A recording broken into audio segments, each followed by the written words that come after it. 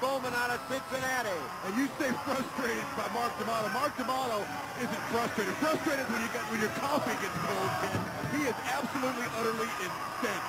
Great job of staying on his feet by Sam Martin. And now he sends Rocky Bowman right into the railing.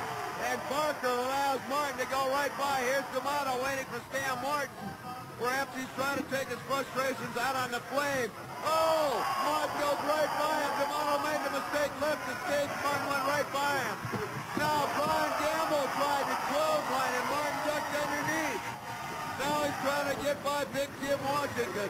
What a great jam, and he goes by Washington. Under D'Amato, still on his feet, and finally time runs out.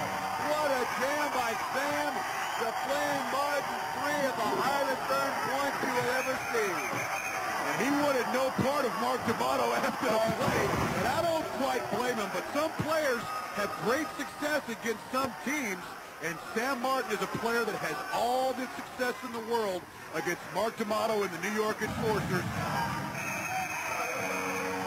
14-12, Florida Sundogs. This one about as physical as you will find anywhere.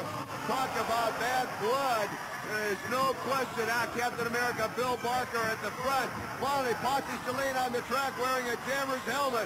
You know D'Amato is looking back. The only man he wants to get at is Posse Saline. In fact, he lets the Florida first Jammer go by. Number 11, Jonathan Russell. D'Amato laying in wait. All he wants, and Posse Saline is able to go right by him. Now down goes Russell. A golden opportunity for Rocky Bowman as he comes around. D'Amato laying back, calling signals. Now he goes by Les Washington. Jim Washington just grabs one of the Sundogs, Mike Tanner, in a headlock. Slows him down, and finally Bowman calls off the jam after picking up 2 more New York points to tie this one at 14 apiece. And Rocky Bowman's somebody we don't talk about on this jam. We saw Blaise Leone score some points a couple of jams ago. These New York Enforcers may have just added some new guns to their arsenal, Ken. 3 minutes to go, 14 all, and Hawk, you can feel the frustration on D'Amato. He still really hasn't been able to get his hands on Saline. When we talk about D'Amato and his experience in the Enforcers' success, this might be one instance where he actually may play with the motion that gets him out of that focus, intensity, and it may really hurt the Enforcers today, Ken. Jonathan Russell and Posse Saline both. Posse Saline chips Giovanni down. Guaranteed man of the National Hockey League with the Edmonton Oilers. Now they close around the track. It'll be interesting to see what D'Amato does if he's willing to let Russell go by to zero in on Posse Saline. A double whip, and D'Amato nails Russell. Now here it is. It's Saline and D'Amato. Saline checks D'Amato out and over the railing. Some retribution for a new citizen. He does the same to Jim Washington.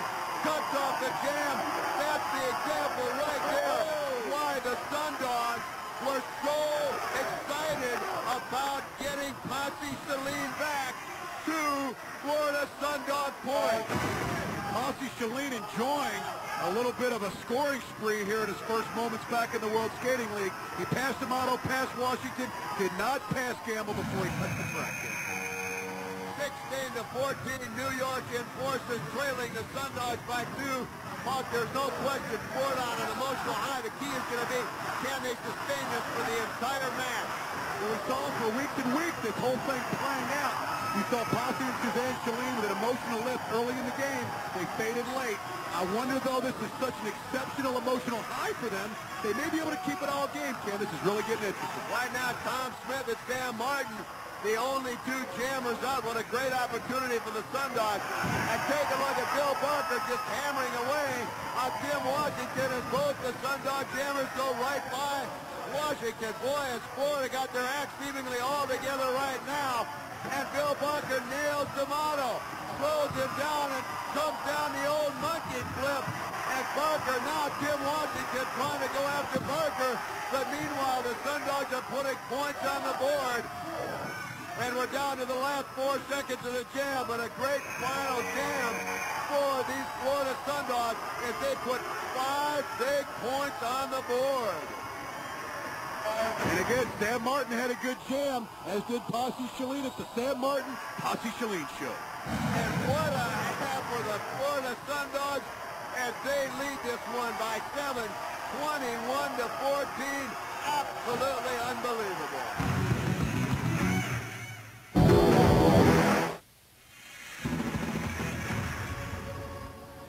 Once again, it's the Florida Sundogs 21, the New York Enforcers 14 at halftime, and there is absolutely no question the sudden dramatic return of Posse and Suzanne Chalene has certainly buoyed the Florida Sundogs to a 7-point lead over the New York Enforcers, obviously one of the premier teams of the World Skating League.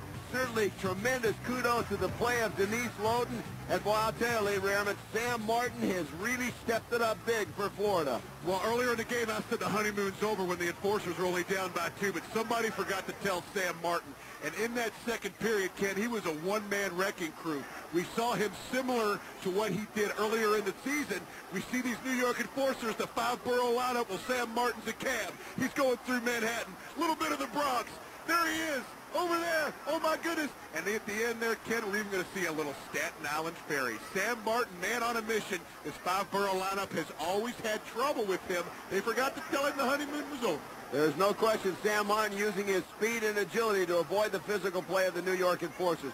As I said a moment ago, the Florida Sundogs needed a lift. They have lost Debbie Rice indefinitely, perhaps for the entire season, with a wrist broken in 3 places. It was a sudden and dramatic return for Posse and Suzanne Chalene, now the newest American citizens. While all this was going on, our staff was putting together a feature on just what has transpired as of late with Posse and Suzanne Chalene, now American citizens.